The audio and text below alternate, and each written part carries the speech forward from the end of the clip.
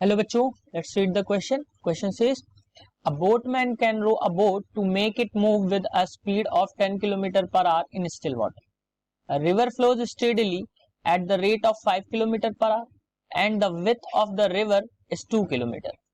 If the boatman cross the river along the minimum distance of approach, then time elapsed in rowing the boat will be.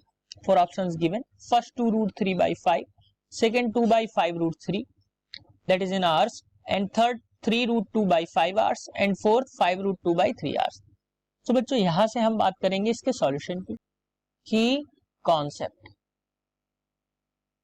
तो बच्चों अगर हम question के according इसमें देखें तो क्या है कि एक रिवर है. तो मैं कुछ इस तरीके से बच्चों बता रहा हूं. इस रिवर को की डायरेक्शन जो है, direction of flow of river जो है वो हमने मान लिया वेलोसिटी है r और वी आर जो है 5 kilometre per hour. 5 kilometre per hour की वेलोसिटी से कुछ इस डायरेक्शन में रिवर जो है मूव कर रहा है. अब बच्चों यहां से अगर मैं बात करूं तो ये क्या करेगा बच्चों, ये इसको पार करेगा. बोटमैन जो है बोट को पार करेगा लेके जिसकी वेलोसिटी होगी बच्चों v b मान लिया वेलोसिटी ऑफ बोट.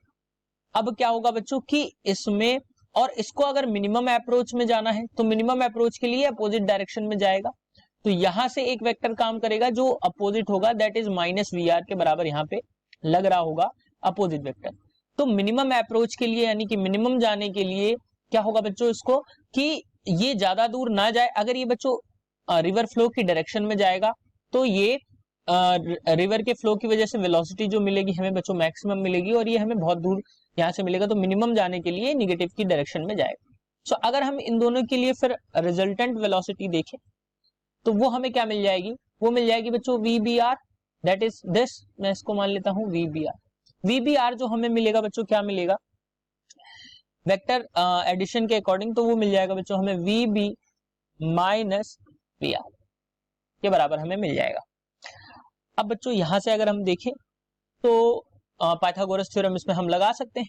तो हमें यहां से मिल जाएगा बच्चों V B equals to V B R, V मैं यहां पे लिख देता हूं वी बी आर का square minus V B that is V R का स्क्वायर, और इसको मैं कर देता हूं बच्चों अंडर रूट.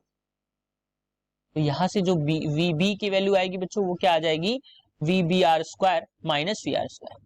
तो बच्चों यहां से अगर मैं वैल्यूज को पुट करूं तो वेलोसिटी जो आएगी वो क्या आएगी, यहां से ये आ जाएगी आपकी, यहां से बच्चों आ जाएगी वी बी और वी आर की वैल्यूज गिवन है बच्चों. तो ये है 10 किलोमीटर पर आवर, तो 10 का स्क्वायर माइनस 5 का स्क्वायर.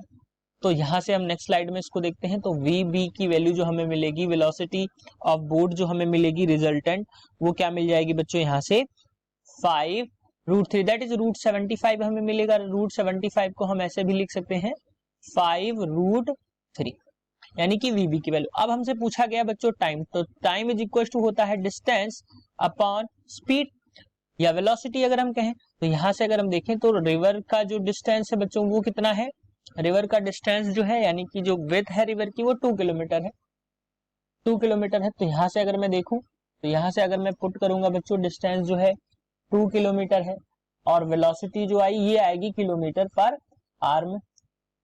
तो यहां से अगर हम इसको रखें तो 5 रूट 3 आ जाएगा.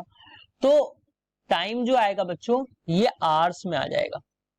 अगर हम क्वेश्चंस की बात करें, ऑप्शंस की बात करें तो ऑप्शन जो है बच्चों दैट इज ऑप्शन के अकॉर्डिंग क्या हो जाएगा 2 बाई 5 रूट 3. तो 2 बाई 5 रूट 3 इज ऑप्शन 2.